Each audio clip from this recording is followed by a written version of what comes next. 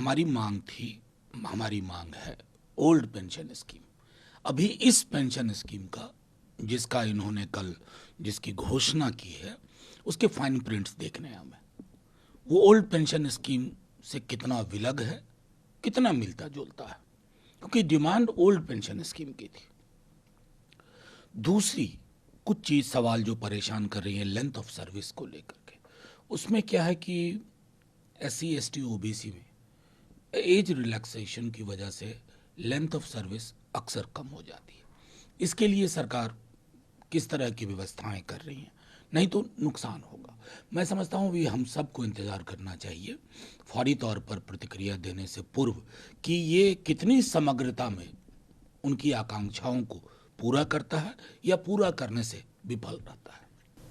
दूसरा फिर वही सवाल विपक्ष की आती है जातिगत जनगणना को लेकर। उस पर अमित शाह ने छत्तीसगढ़ में एक सवाल के जवाब में कहा कि यह उचित समय पर किया जाएगा, एक बार तय हो जाने के बाद वो इसकी घोषणा करेंगे। नहीं, मुझको लगता है कि शायद कहीं इसमें उनसे सवाल जनगणना के बारे में पूछा गया, जनगणना के बारे में, जातिगत हाँ, बिल्कुल जनगणना के बारे में पूछा गया था। जनगणना ही नहीं हुई है कि इसके बाद ये पहली बार इस देश में हुआ है। क्यों रोके हुए हो भाई?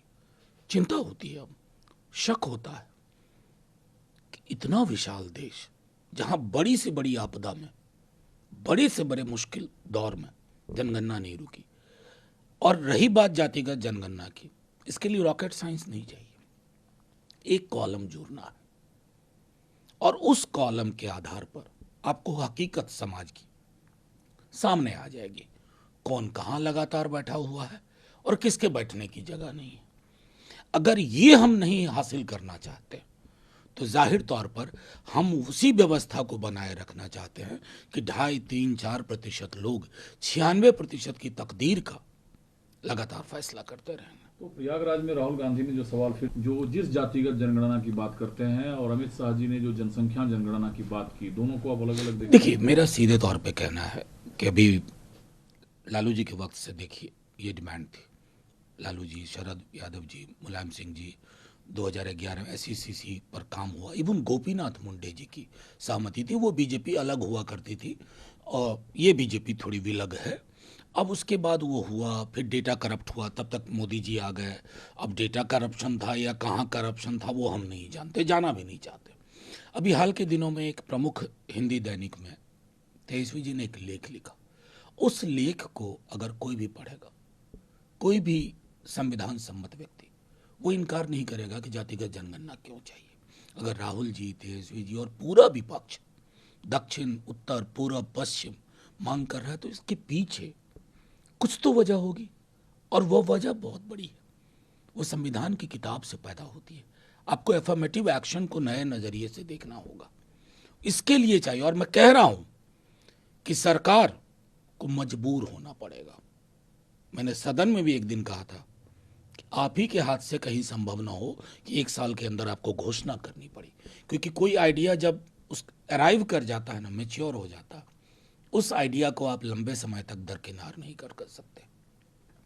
दूसरा सर, ज्यादातर बात करते हैं एकजुट विपक्ष बीजेपी जो है वो NC और कांग्रेस के गठबंधन पर सवाल उठाया और NC के घोषणा पत्र के कुछ बिंदु जो हैं वो हेमंतो बिस्व शर्मा ने गिनाए, जिसमें 370 है, 35A है, पाकिस्तान के साथ बातचीत है, पाकिस्तान के साथ व्यापार है, पत्थरबाजी और नागरिकों और पुलिस के खिलाफ जघन्य अपराध में शामिल लोगों को सरकारी सेवा में वापसी। इस पर ये भैया, ये मेरी समझ में नहीं आ रहा। ये डॉग विसिल के उस्ताद हो गए। मैंने कल भी कहा था आपसे कि किसी के इशारे पे लखनऊ के साथ कंपटीशन में, लखनऊ के बराबर। अब मैं उनको कहूंगा, हिमंतो जी, एमनेसिया बहुत बुरी बीमारी है और पॉलिटिशियन को हो जाए तो और बड़ी बीमारी होती है। PDP का घोषणा पत्र पढ़ा था क्या, जब उसके साथ राम माधव जी आर्किटेक्ट ने जब समर्थन करवाया था? वाजपेयी जी के दौर में NC के साथ गठबंधन, सारा घोषणा पत्र पढ़ा था क्या? और हिमंतो जी, देश के पहले प्रधानमंत्री मोदी जी थे जो बिना GPS और बिना पूर्व निर्धारित कार्यक्रम के लाहौर चले गए थे, इस्लामाबाद चले गए थे। एमनेसिया बहुत बुरी बीमारी है, पॉलिटिशियन को हो जाए तो घातक हो जाती है, उससे बचना चाहिए। उसी PDP के घोषणा पत्र में इस बार भी 370 पाकिस्तान से कूटनीतिक पहल की का वायदा वो किया तो गया। पहले भी था, पाकिस्तान के साथ बातचीत का पहले भी था, जब बड़ा राष्ट्रवादी गठबंधन हुआ था बीजेपी के साथ। इसलिए मैं दोहरा रहा हूं, महत्वपूर्ण पदों पे बैठे लोगों को इस तरह की हरकत नहीं करनी चाहिए। असंभव नहीं है, आपको कब किनका हाथ पकड़ने की जरूरत पड़ जाए, मत करिएगा ये। तो आप भाजपा के इस आरोप को खारिज करते हैं जिसमें विरोधी कांग्रेस को पूरा बीजेपी जो है बता ये रही भाई है। राष्ट्र का ठेका आपने लिया है क्या? देश और देश की सरकार अलग चीज हुआ करती है, कॉन्फ्लेट मत करिए।